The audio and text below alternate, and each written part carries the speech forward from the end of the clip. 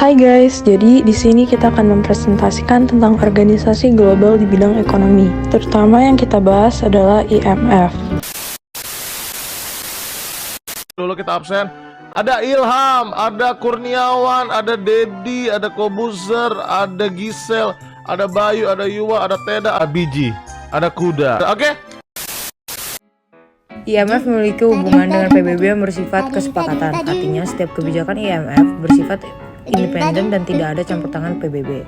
Bayangkan, sebuah negara baru keluar dari konflik panjang beberapa dekade, bagaimana negara tersebut bisa mulai membangun kembali ekonominya dan menjamin peluang yang sama bagi semua warga negaranya.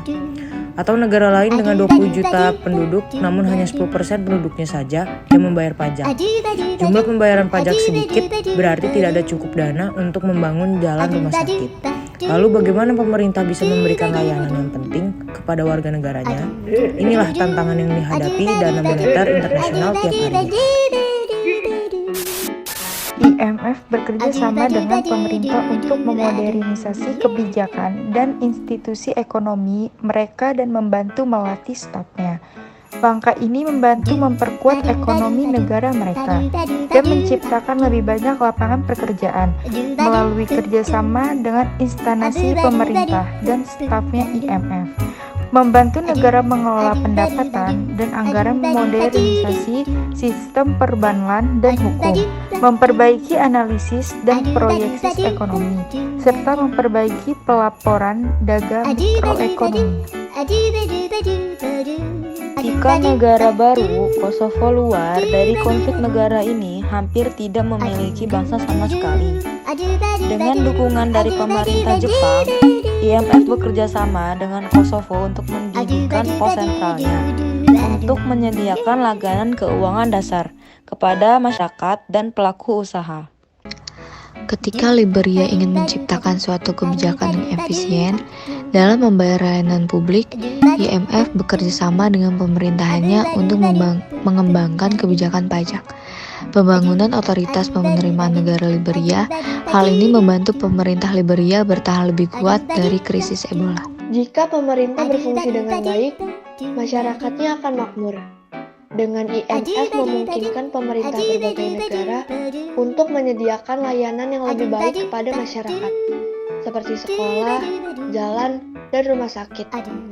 Hal ini mendorong kestabilan ekonomi, menciptakan lapangan kerja, serta membantu meningkatkan pertumbuhan ekonomi suatu negara. IMF adalah lembaga yang bertanggung jawab untuk membuat dan menjaga sistem moneter internasional.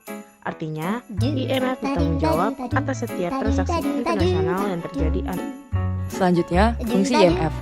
Menjaga stabilitas nilai tukar. Fungsi penting IMF yang pertama adalah untuk menjaga stabilitas nilai tukar dan mencegah fluktuasi nilai tukar. Yang kedua, menghilangkan disequilibrium BOP. IMF membantu negara-negara anggota dalam menghilangkan atau meminimalkan keseimbangan neraca pembayaran jangka pendek, baik dengan menjual atau meminjamkan mata uang asing kepada para anggota. Penentuan nilai par. IMF memberlakukan sistem penentuan nilai par mata uang negara-negara anggota. Setiap negara anggota harus menyatakan nilai nominal mata uangnya dalam bentuk emas atau dolar Amerika Serikat. Tujuan utama IMF adalah untuk memastikan stabilitas sistem moneter internasional. IMF memiliki misi untuk memastikan stabilitas sistem moneter internasional. Untuk bisa mencapainya, IMF melalui 3 cara, yaitu dengan melacak ekonomi global dan ekonomi negara anggota, pinjaman ke negara-negara dengan kesulitan neraca pembayaran, dan memberikan bantuan praktis kepada anggota.